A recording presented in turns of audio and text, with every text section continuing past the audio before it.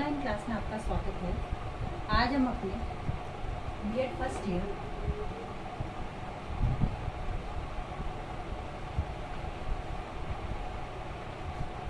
अधिगम और शिक्षण में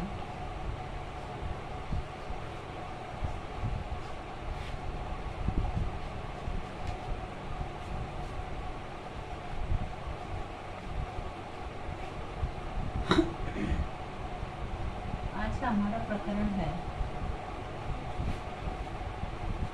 पठन अयोग्यता के कारण। पठन अयोग्यता के कारण यानी बालकों में जो पठन योग्यता होती है उसके क्या कारण है। पूर्व प्राथमिक एवं प्राथमिक दोनों स्तरों पर ही छात्रों में पठन योग्यताएं देखने को मिलती है तथा उस पठन योग्यता के कुछ न कुछ कारण होते हैं। उनमें से सबसे पहला है बोलने में कठिनाई। बोलने में कठिनाई सबसे पहला जो है पठन अयोग्यता के अंतर्गत बालकों को बोलने में कठिनाई का अनुभव होता है। पठन अयोग्यता बालकों को बोलने में कठिनाई के कारण होती है। जैसे अनेक बालकों में वाणी दोष पाया जाता है। तुतला कर बोलना, हकला कर बोलना, अटक अटक कर बोलना। ये जो बोलने वाले बालक होते हैं, इन बालकों में शब्दों का ज्ञान सही रूप से हो सकता है परंतु वे अपना उच्चारण सही प्रस्तुत नहीं कर पाते हैं क्योंकि इनमें जो है वाणी दोष पाया जाता है। इसलिए जो है इनको बोलने में कठिनाई होती है। यानी कई बार ऐसा होता है कि बालक हकला कर बोलते हैं, तुतला कर बोलते हैं, अटक अटक कर बोलते हैं। तो इनमें जो है इनको जो है शब्दों का ज्ञान तो सही रूप से होता है किंतु यह बोल नहीं पाते हैं। इनका उच्चारण सही नहीं होता है जिससे कि इनमें वाणी दोष पाया जाता है। फिर है ध्यान का अभाव। ध्यान का अभाव। अब दूसरा जो कारण है वह है इनमें ध्यान का अभाव पाया जाता है। पठन अयोग्यता का प्रमुख कारण अनेक अवसरों पर ध्यान भंग हो जाना। छात्र जब अपनी पाठ्य पुस्तक को पढ़ते हैं तो उस समय पाठ्य पुस्तक को पढ़ते समय तीसरी पंक्ति पढ़ते पढ़ते पांचवी पंक्ति पढ़ लेना या पांचवी पंक्ति पढ़ते पढ़ते सातवीं पंक्ति पढ़ लेना। तीसरी पंक्ति में पढ़ने लगता है या कभी कभी पांचवी पंक्ति पढ़ते पढ़ते वापस तीसरी पंक्ति पढ़ने लगता है। और इस प्रकार की गतिविधि का प्रमुख कारण है उनका उसमें ध्यान नहीं होना। छात्रों का बीच जैसे ध्यान कब भटकता उनका, जब शिक्षक द्वारा टोक दिया जाता है, छात्रों द्वारा टोक दिया जाता है या ध्यान भंग होने के कारण जो है यह ठीक तरीके से पढ़ नहीं पाते। इसलिए ऐसे बालकों में जो है ध्यान का अभाव पाया जाता है। उसके बाद तीसरा जो है वह है श्रवण दोष। श्रवण दोष।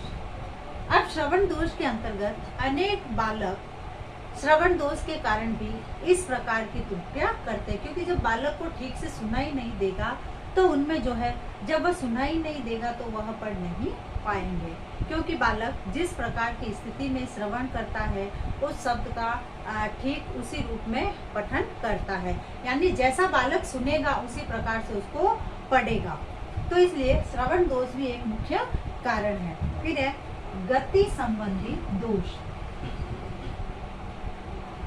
गति संबंधी दोष। अब जो चौथा जो कारण है बालकों की गति संबंधी दोष यानी पठन अयोग्यता का विभिन्न प्रकार की ज्ञानेंद्रियों में उचित गति का अभाव भी होता है। जैसे अनेक बार छात्रों की जीभ भारी होती है तथा उनमें तुतना होता है यानी तुतना कर बोलते हैं जिसके कारण बालक सही प्रकार से उच्चारण नहीं कर पाते हैं। अर्थात जब जीभ की गति सामान्य रूप में नहीं होगी तथा उच्चारण संबंधी अयोग्यता होती है। यानी जीभ की गति सामान्य रूप से नहीं होती है, तब बालकों में जो है गति से संबंधित दोष पाया जाता है। यानी ठीक तरीके से ठीक गति से वह नहीं पढ़ पाते हैं। फिर है 5वां है स्मृति दोष। स्मृति दोष। अब जो 5वां जो कारण है वह है स्मृति दोष। यानी बालक की जो स्मृति होती है यानी याददाश्त होती है, उसमें दोष होना।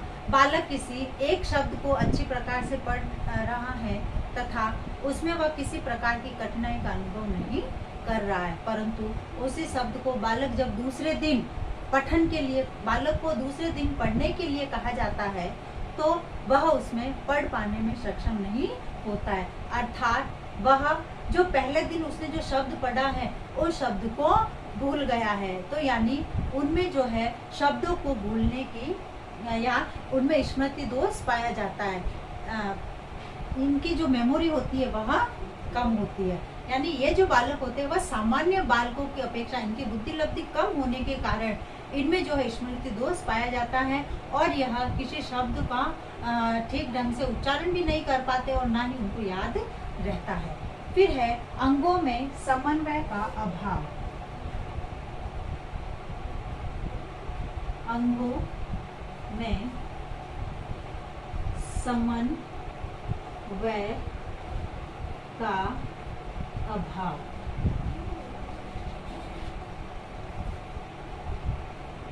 अब जो है अनेक अवसरों पर बालकों के अंगों में समन्वय का अभाव पाया जाता है। यानी इनके हमारे जो अंग होते हैं इनमें तालमेल नहीं होने के कारण इनमें समन्वय का अभाव पाया जाता है। इस समन्वय के कारण ही पठन की अयोग्यता दृष्टिगोचर या दिखाई देती है। पठन अयोग्यता के लिए जीभ तंत्रिका तंत्र, हमारी जो जीभ है और हमारी जो श्रवण इंद्रिया है, सुनने के श्रवण इंद्रिया कौन सी, कान जो है, इनका उचित समन्वय होना आवश्यक है। क्योंकि जब बोलेंगे, बोला हुआ सुनेंगे, जब बोलते हैं तो कानों द्वारा उसको सुना जाता है और ये दोनों ही जो है इन दोनों में जीभ और सुनने वाले जो तंत्रिका तंत्र है, इन दोनों में समन्वय होना आवश्यक है। फिर है और ऐसे बालकों में जो है समन्वय का अभाव पाया जाता है। फिर है मंद बुद्धि।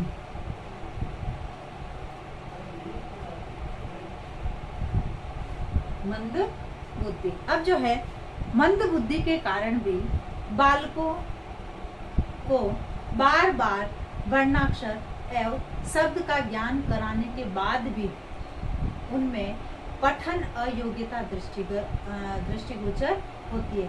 इस प्रकार इस अयोग्यता का कारण छात्रों की बुद्धि लब्धि कम होना, क्योंकि ऐसे बालकों की जो है बुद्धि लब्धि सामान्य बालकों की अपेक्षा कम होती है। इसलिए जो है यह किसी भी शब्द को, किसी भी वर्ण को ठीक से याद नहीं कर पाते हैं और उनका उच्चारण नहीं कर पाते, क्योंकि इनकी जो बुद्धि लब्धि होती है वह सामान्य बालकों से भी कम होती है। फिर ध्वनि संबंधी ज्ञान का अभाव।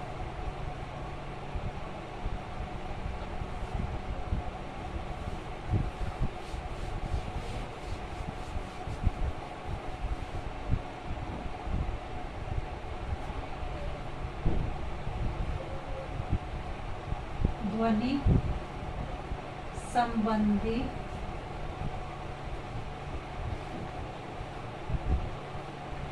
ज्ञान का अभाव।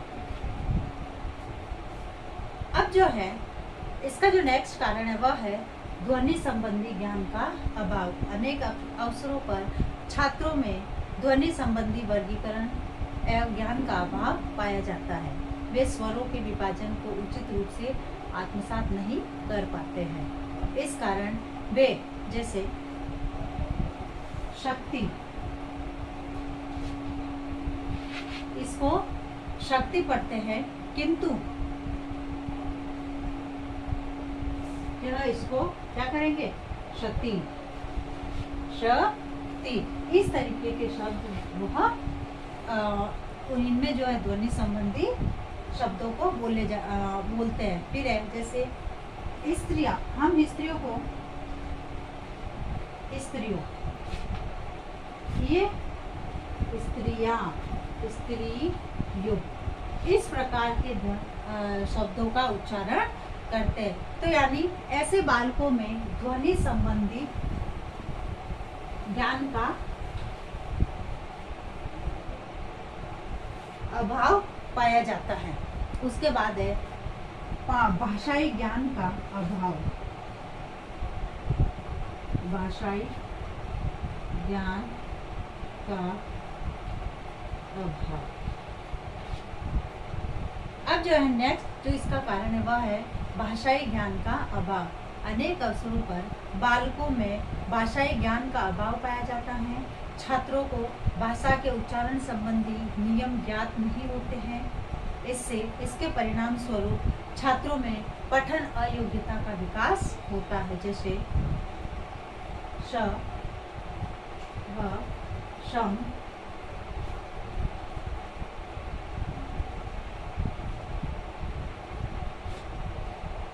जैसे श व शम में अंतर न करते हुए छात्रों द्वारा इनका उच्चारण करना इसका उदाहरण है। तो इस प्रकार से इन बालकों में पूर्व प्राथमिक और प्राथमिक स्तर पर इन बालकों में पठन संबंधी अयोग्यता पाई जाती है।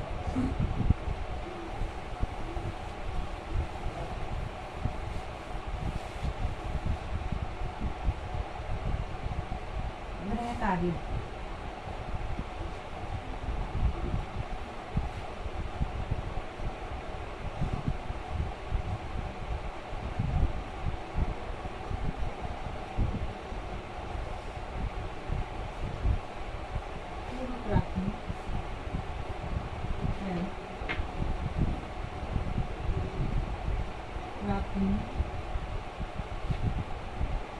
स्तर पर पठन संबंधी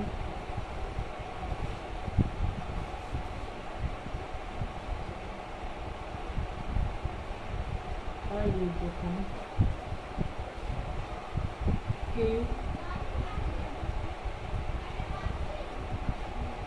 कारण बताइए।